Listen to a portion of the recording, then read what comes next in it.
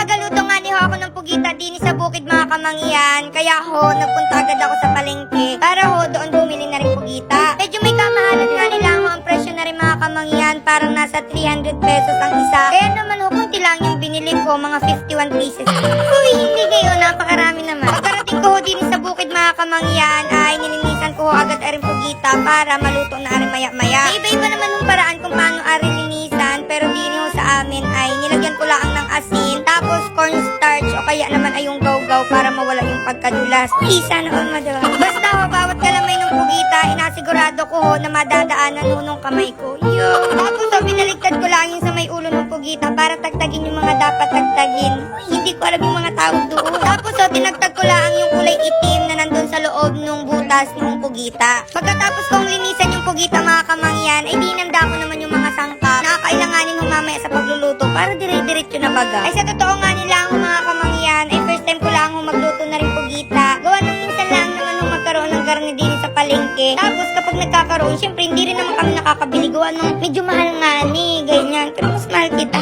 Uy, napakakiri naman. Ay nagtutod na ho pala ako ng bawang diyan mga kamangyan. At saka nagayat na rin sibuyas. Nagamitin ho mamaya sa pagpapakulo ho ng pugita. Depende ho sa inyo kung ilang pirasong sibuyas yung agamitin ninyo. Pero sa akin ho, ang agamitin ko ay 2 piraso. Uy, for the go. Pagkatapos kong gayatin yung sibuyas mga kamangyan, ay sinunod ko naman hong gayatin aring luya para ho pantagtag ng lansa noong pugita mamaya. Sinunod ko na rin ho aring onion leeks. Pero naman ho ay makikita lang sa palengke. Gawa ng doon ko lang naman din ho aring nabili. Tapos ho, sinunod ko naman aring siling green. Medyo inintian ko lang ho mga kamangyan. Gawa ng sinanay ho ay hindi mahilig sa mga maanghang. Eh syempre baka hindi makakain. Eh talagang malapatan lang ho ng kunting anghang yung kanyang dila ay talaga'y pagayak na ay. Pagkatapos ho noon mga kamangyan ay sinunod ko naman ho aring kalamansi. Syempre ere ho ay apigain ka. Nagatong na ho pala si tatay ng apoy diyan mga kamangyan para raw ho ako ay makapagsimula ng magluto. Gawa ng siya raw ho ay gutom na. Aroy Bali ho, ang una kong ginawa mga kamangyan ay naglagay ho muna ng Sprite din sa tubig. Tapos ho, sinunod ko ho aring bawang, sibuyas, dahon ng laurel, pamintang buo, at saka ho asin. Tapos ho, sa pagpapakulo na rin pugita mga kamangyan, hindi ko diniretso na ilagay agad yung isang buong pugita doon sa tulyase. So bali ang ginawa ko ho ay inutay-utay laang na isawsaw yung galamay noong pugita para gumanda yung kulot. Uy, kulot. Tapos ho mga kamangyan, medyo nagatalo pa nga ni ho kami dyan ni tatay. Gawa ng syempre, iba yung paraan niya ng pagpapalambot na rin pugita. Eh sabi ko naman ho, tay, trust me, kahit ngayon lang pagkatiwalaan mo ko. Huy, Bali ho, sabi ho ni tatay mga kamangyan, ang tunay daw ho na pagpapalambot na rin pugita ay hindi na raw ho inapakuluan din sa tubig. Bali, ang agawin lang daw ho ay apukpukin aring mga galamay, tas magalambot na raw ho yun. Pero dahil ho pasaway ako, hindi ko sinunod. Tama. Huy. Bali ho, ganun yung magiging itsura na rin mga kamangyan. Tapos ho, sinali na ni tatay yung tubig din sa isang lagayan para ho matira ay ering pugita na laang. Tapos ho, nilagyan ko lang ho ng tubig na may yelo para raw ho hindi masira yung relasyon.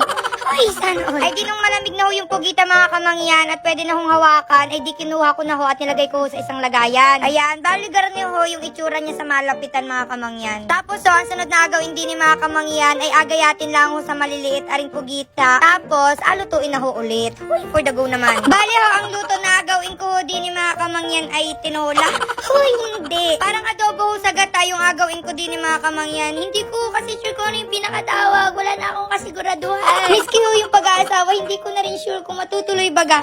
Ay, grabe, ba't napunta doon? Tinulungan na rin ho pala ako ni tatay magayat diyan mga kamangyan para raw ho mabilis matapos. Gawa ng gustong-gusto na rin ho niya talagang makapagluto na ako at gawa ng gutom na huyaan. Naglagay na ho pala ako ng mantika diyan mga kamangyan. Tapos nung mainit na ho, ay sinunod ko na hong ilagay aring bawang. Tapos ho, sinunod ko na rin ho palang ilagay diyan aring luya. Tapos ho, habang nagaluto ho ako, abay nilapitan ho ako ni nanay at saka ho nilulan lagring at nagsasayaw diyan sa tabi ko. Ay talaga naman aring magiin ng are ay baling pagkukuruting sa singit. Uy, grabe naman. Sinunod ko palang ilagay aring onion leeks mga kamangyan, pero hindi ko ho nilahat. Gawa ng agamitin pa ho yung iba mamaya. Nilagay ko lang ho pala diyan yung siling green mga kamangyan, tapos sinunod ko na rin ho agad aring ginayat-gayat na pugita. Habang inalagay ko yan mga kamangyan ay sobrang bango ho. As inyong amoy palang ulam na.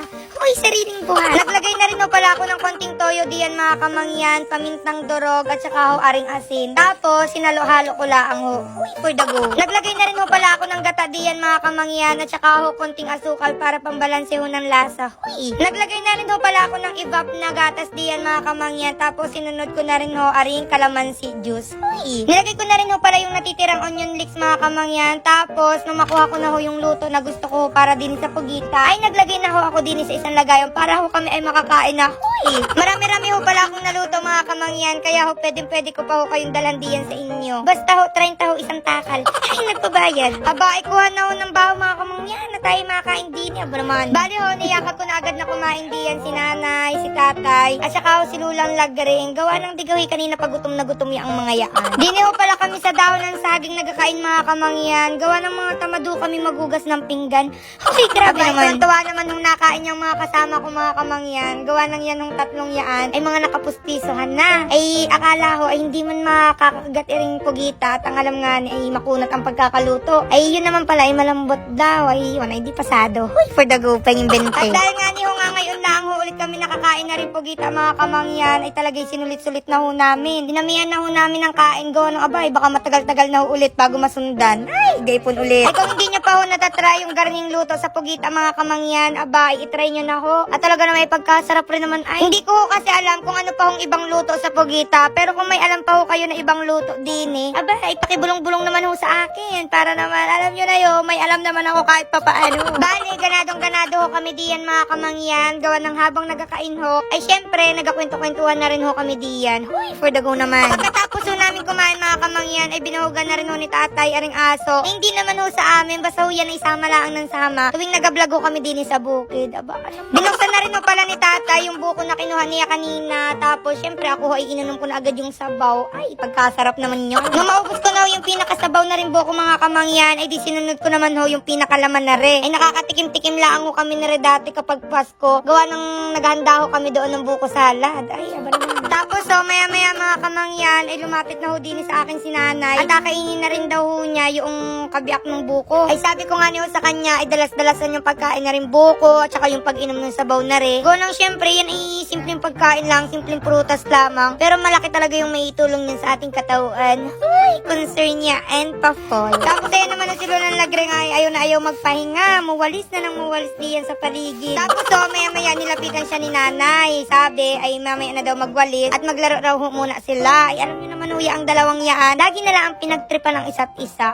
Ano man. Ay ako nga na natutuwa ho tuwing nakikita ko ya ang dalawa. Gawa ng syempre kahit matatanda na sila, hindi pa rin ho nawawala yung kulitan nila, gayaan. So ayun, inaya na lang namin minsan. Para ho sa mga anak diyan na katulad ko, kahit gaano pa ho ka-busy, ayan sana ay magkaroon man lang kahit kaunting time, makipagbanding sa magulang, ganyan, kulitan, kwentuhan, kamustahan, malaking bagay na yun. Yan. Tapos maya-maya ho, ay may tumawag ho kay nanay. Tapos natatawa nga niyo ako sa itsura diyan ni Lula. Tingnan niyo naman ho. Ay, daw na naman chismosa sa kanto. Ay, wari ko, alam ko na ho kung saan ho kami nagmana ni nanay. Pagdating ho sa pagiging chismosa, ay, Lula naman. Grabe naman ang ipinamana.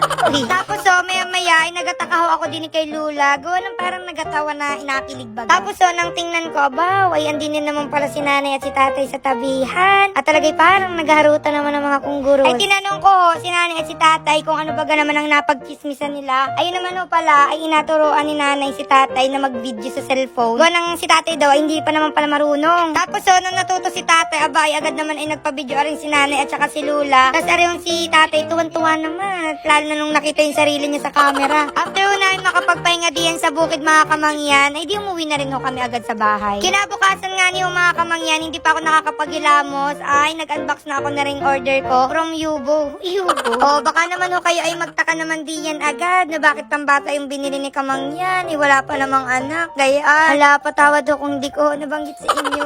Meron ako 5 anak. Ay, grabe naman. Hindi ho, mag-birthday na ho kasi yung pamangkin ko mga kamangyan, kaya irin na rin ho yung pinakaregalo ko sa kanya. Ay, be naman, saka na ang cash. Ayan, bali isang bundle ho arin ng wipes, tapos yung soap na pwede sa fruits and vegetables, tapos hong chair para kapag nakain siya ay makakakain siya ng maayos. Gawa ng malikot ho yun. Nagpatulong na rin ho pala ako kay tatay mga kamangyan, kako ay dali na ho namin doon sa pamangkin ko para magamit na. Pagdating nga namin ho doon mga kamangyan, ay yan na nga ho at nagkalat na ang mga inakain din sa sahig. Bali yan ho si Baby Asher mga kamangyan, yan ho yung pangalawang pamangkin ko. Maga 1 taon pala ang huyaan, yan yung anak ni kuya. Huy, for the go naman, sana all. Tapos nakita ko pa din yung kalaro na rin pamangkin ko at nagalaro ng lato-lato. Aba naman nini, ay paturo raw. Ay ako baga ay bumili din nung nakaraan niyang lato-lato at gusto ko nga ni rin nung itry. Aba ay nagkapasa-pasalaang ako at hindi ako matutututo niyaan. Tapos sa mga kamangyan, pinatry ko na ho pala din sa pamangkin ko, aring in-order ko.